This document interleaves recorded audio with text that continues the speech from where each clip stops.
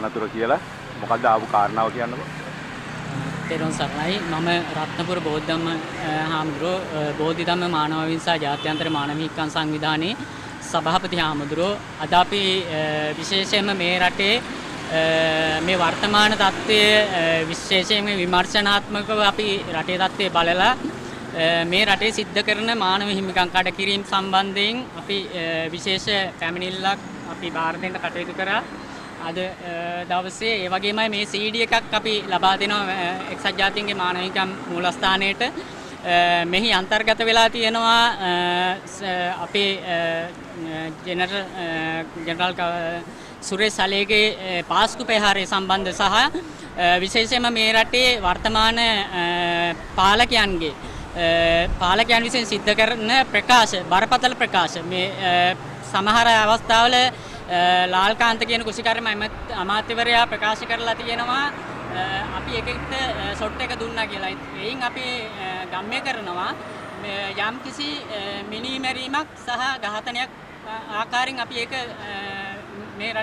අපි විමර්ශනයක් කරනවා. ඒක නිසා මේ සම්බන්ධයෙන් මේ CD එකේ ඇතුළත් වෙන පාස්කු ප්‍රහාරය සහ මේ වර්තමාන රජයේ සිද්ධ කරපු මානව හිමිකම් කඩකිරීම ඊළඟට දිලීප පීරිස් මේ රටේ නීතිය රකින්න ඉන්න ආයතන පොලිසිය මේ ඇතුළු ආයතන මේ රටේ සිද්ධ කරන මේ මානව හිමිකම් කඩකිරීම සම්බන්ධ ඇතුළත් CD එකක් මේ බාර දෙන්න අපි කටයුතු කරනවා. ඒ වගේම මේ පැමිණිල්ල අපි බාර දෙන්නේ මේ සමස්ත රටේ සිද්ධ කරන මානව හිමිකම් කඩකිරීම.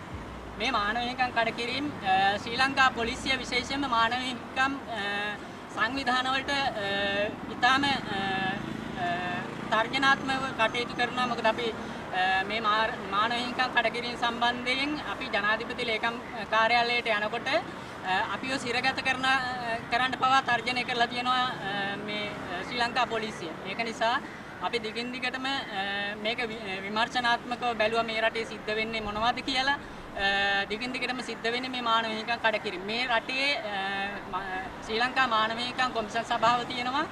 ශ්‍රී ලංකා මානව හිමිකම් කොමිෂන් සභාවක නිහඬයි නිදාගෙන ඉන්නේ.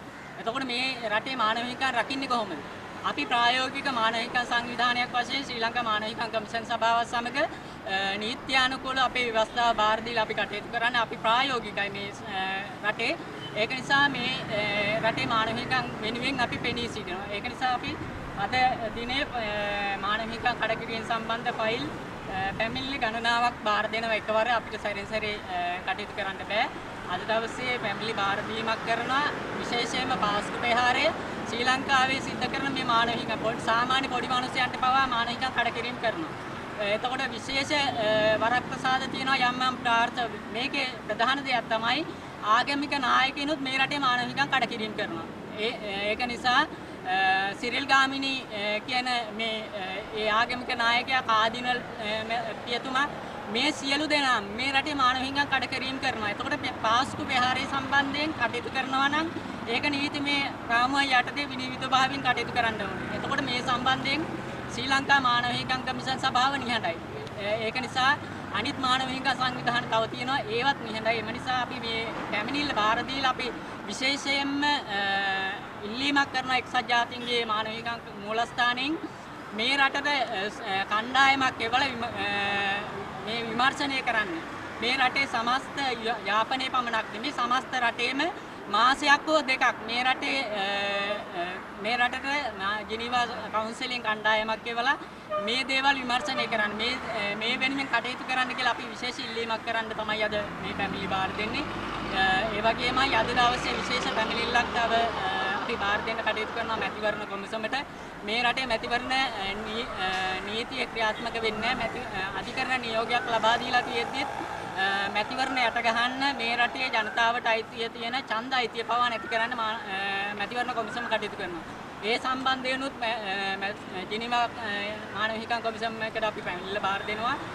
අපි දිගින් දිගටම කටයුතු කරන්නේ මේ රටට මානව හිමිකම් ආරක්ෂා කරන්න. ඒක නිසා අපි සමස්ත රටේම ජනතාවගෙන් ඉල්ලීමක් කරනවා ඔබලට යම් හෝ මානව හිමිකම් කඩකිරීමක් සිද්ධ වුණොත් ඔබලා කතා කරන්න බෝධිධම්ම මානව විංසා ජාත්‍යන්තර මානව හිමිකම් සංවිධානය සමග සම්බන්ධ වෙන අපේ සමාජ මාධ්‍ය තියෙනවා. සමාජ මාධ්‍ය ඔස්සේ සම්බන්ධ වෙන්න පුළුවන්.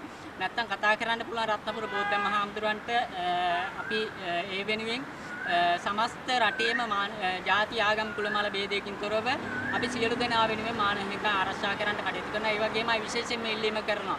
මේ රටේ ජාති ආගම් ભેදයක් ඇති කරන්න එපා. අන්‍ය ආගමික නායකයින්ට මේ පැහැදිලි ප්‍රකාශය කරන්නේ කාදිනල් තුමාටත් සිරිල් ගාමිණී කියන මේ අනිත් පාර්ශවයටත් පැහැදිලිව මේ ප්‍රකාශය කරනවා. මේ ප්‍රකාශය කරන්නේ මේ රටේ ආගමික ගැටුමක් ඇති කරන්න එපා. ඔබලට අයිතියක් නැහැ අධිකරණ පද්ධතියට හෝ මේ ආරක්ෂක අංශයට යම් යම් බලපෑම් කරන්න. ඒක නිසා සිරිල් ගාමිණී කියන මේ ආගමික නායකයාට පැහැදිලිවම ප්‍රකාශ කරන ඔබ කරන්නේ මේ රටේ වෛරයක් ඇති කිරීම. ඒක නිසා කරුණා කරලා ඔබ මේක නවත්තන්න ඕනේ. නැත්නම් අපි ඔබට විරුද්ධව අධිකරණ ක්‍රියාමාර්ග දක්වා අපි යනවා. මේ රටේ ජාති ආගම් ભેදයක් ඇති කරොත් මේ 30 වසරක සාපලත් යුද්ධය නිමා කළා රණවිරුවන්ගේ ලෙහෙදාඩියෙන් මේ රට බේරගත්තා. අපේ වැඩිහිටියන්ට අයිතියක් තියෙනවා මේ වෙනුවෙන් සටන් කරන්න. නමුත් ඔවුන් නිහඬයි. පක්ෂ පාට වලට බෙදිලා. ඒක නිසා අපේ සියලුම ආගමික නායකයන් ඉල්ලීමක් කරනවා මේ රට යම්කිසි මාධ්‍ය ප්‍රකාශයක් කරනවා නම් මානව හිමිකම් මානව ගුණධර්ම ආරක්ෂා කරන විදියට ප්‍රකාශ නිකුත් කරන්න.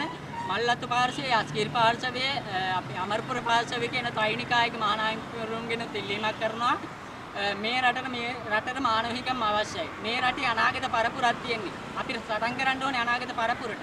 ඒක නිසා මේ සම්පූර්ණ වීඩියෝ මුදාහරින්න සියලු මාධ්‍යවලට කට් කරන්න එපා, කෑලි දාන්න එපා. සියලු සමාජ මාධ්‍යයන්, විද්‍යුත් මුද්‍රිත මාධ්‍යයන් වලට මේ දේ මුදාහරින්න අපි අද දවසේ පැමිණිලි බර ගානක් මෙතන යොමු කරනවා. ඒ වගේමයි ඔබට පේනවා ඇති මේ රටේ මත්ද්‍රව්‍ය අලෙවිසල් තියෙනවා 3457. මේ බලන්න මේ රට විනාශ කරන්න තත්ත්වය. සුරාබදු එකෙන් තොරතුරු දැනගැනීමේ පනතෙන් ඉල්ලපුවාම මේ රටේ මං හිතනවා මේ මත්ද්‍රව්‍ය පාවිච්චි කරන පිරිසවත් දන්නේ නැහැ මේ රටේ මත්ද්‍රව්‍ය අලෙවිසල් කොච්චර තියෙනවද කියලා. මේ බාර් කියන ප්‍රමාණය 3500 පැනලා තියෙන්නේ. එතකොට බලන්න මේ රටේ දියුණු වෙනවද කියලා. මේ රට මේ සුරාබදු කොමසාරිස් කියනවා මේ මැතිවර කියන්නේ අමාත්‍යාංශයකින්වත් නෙමෙයි මේ අනුමැතිය දීලා තියෙන සුරාබදුවකින්. නමුත් අපි හොයාගෙන බලනකොට පාර්ලිමේන්තු මැති ඇමතිවරුන්ගේ බලතල පාවිච්චි කරලා ඇමතිවරුන්ගේ හෙන්චයියන්ට පවා මේ බලපත්‍ර දීලා තියෙනවා. ඒක නිසා මේ රටේ සමස්ත කාන්තාවන් ඇතුළු සමස්ත පද්ධතිය එකතු වෙන්නට ඕනේ මේ මත්ද්‍රව්‍ය නැති කරන්න.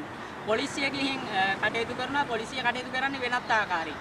ඒක නිසා මේ රටේ දියුණුවක් ඇති කරන්න නම් මේ මත්ද්‍රව්‍ය අලෙවිසල් නැති කරන්නට ඕනේ. මේ සුරාසල් මේ උදේ 8 ඉඳලා පාන්දර උදේ 8 ඉඳලා මේ සුරාසල් රාත්‍රී 10 වෙනකන් ඇරලා. එතකොට රටේ කොහොමද සාමයක් පවතින්නේ? මානව හිමිකම් කඩකිරීම කරනවා දිගින් දිගටම. මේ වෙනුවෙන් ආරක්ෂාවක් කොහෙන්ද ජනතාවට? ඒ නිසා මේ විශේෂ කාරණය මේ නීති පද්ධති ආරක්ෂා කරන්න ඉන්න පොලිසිය, ශ්‍රී ලංකා රජය, පාර්ලිමේන්තුව, වෙනත් රාජ්‍ය ආයතන මේ සියල්ලක්ම මානව හිමිකම් කඩකිරීම කරනවා.